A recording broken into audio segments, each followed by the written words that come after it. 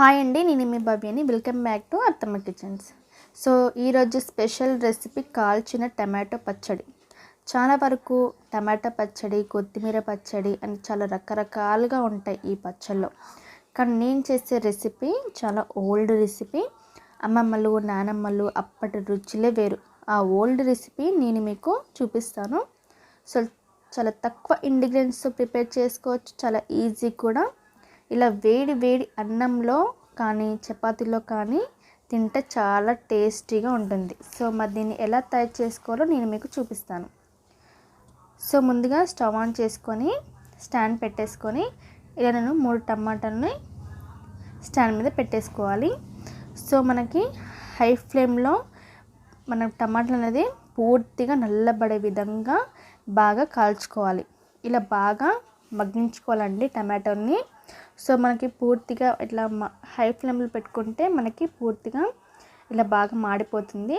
ఇలా మనం మాడిన తర్వాత ఇలా గరిటెతోటి ఇలా టర్న్ చేసేసుకోండి. సో ఈ విధంగా హై ఫ్లేమ్లో పెట్టుకుంటే మనకి టమాటాలు అనేది ఈజీగా మగ్గుతుంటాయి. సో ఈ విధంగా టర్న్ చేసేసుకోవాలి. ఇలా టర్న్ చేసుకున్న తర్వాత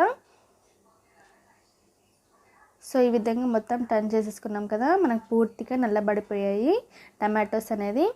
ఇలా టూత్పిక్తో కానీ ఫోక్ స్పూన్స్తో కానీ ఇలా చాక్తో కానీ ఇలా దీన్ని మనం టమాటోస్ అనేది ఉడికినాయా మగ్గిపోయాయని చెక్ చేసేసుకోండి.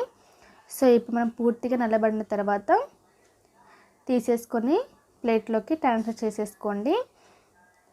సో ఈ విధంగా ఇలా మనకి బ్లాక్గా వచ్చిన తర్వాత మనకి ఈజీగా మగ్గినట్టు తెలిసిపోతుంది. సో అదే స్టాండ్ మీద ఎల్లిపాయలు అలాగే 2 ఉల్లిపాయలని దాంట్లో యాడ్ చేసేసుకోండి.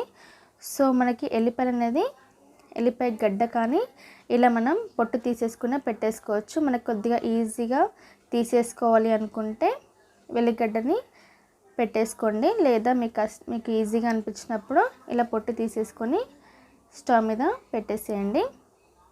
మనకు ఆనియన్స్ అనేది ఈ విధంగా హై ఫ్లేమ్లో పెట్టేసుకొని బాగా నల్లబడే విధంగా మాడగొట్టేయాలి. సో ఇలా మనకి మాడగొట్టిన తర్వాత ఈ విధంగా టర్న్ చేసేసుకోండి. ఈ విధంగా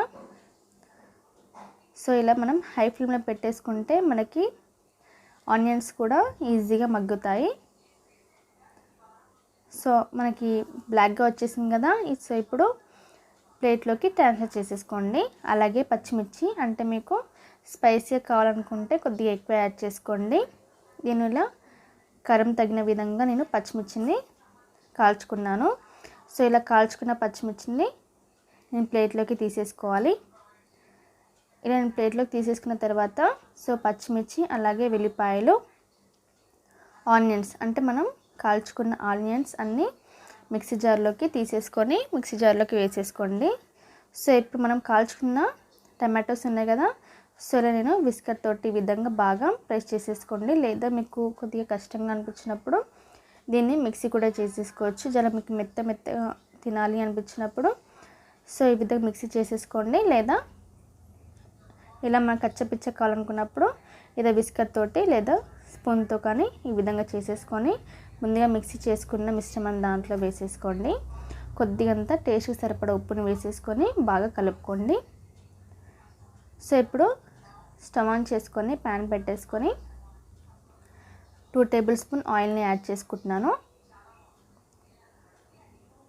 ఇలా 2 టేబుల్ స్పూన్ ఆయిల్ని యాడ్ చేసిన తర్వాత ఆయిల్ హీట్ చేసుకున్న తర్వాత తాలింపు గింజలు, అంటే ఆవాలు, జీలకర్ర, మినపప్పు, అలాగే ఎండుమిరపకాయలు, కరివేపాకు, కొత్తిమీర వేసేసుకొని బాగా ఫ్రై చేసేసుకోండి. మనం ముందుగా మిక్సీ పట్టుకున్న మిశ్రమాన్ని దాంట్లో వేసేసుకోండి, అంటే కాల్చిన టమాటో పచ్చడి. సో దీంట్లో మనకి యాడ్ చేసుకుంటున్నాము. సో ఈ విధంగా సో చాలా ఈజీ కదా. సో మీ ఇంట్లో ఏమైనా కూరగాయలు లేనప్పుడు ఏమైనా తినాలి అనిపించినప్పుడు ఈ విధంగా ట్రై చేయండి, చాలా బాగుంటుంది. చపాతీలో కానీ అన్నంలో కానీ తినండి, చాలా టేస్టీగా ఉంటుంది, సూపర్గా ఉంటుంది. సో మీరు ట్రై చేయండి ఫ్రెండ్స్, తప్పకుండా ఎలా వచ్చిందో నాకు కామెంట్ చేసి నాకు చెప్పండి. సో మీరు ట్రై చేసి అనుకుంటున్నాను. సో ఇంతవరకు నా ఛానల్ని సబ్స్క్రైబ్ చేయని వారు సబ్స్క్రైబ్ చేసుకోండి. అలాగే లైక్ చేయండి, షేర్ చేయండి, కామెంట్ చేయండి. Thanks for watching.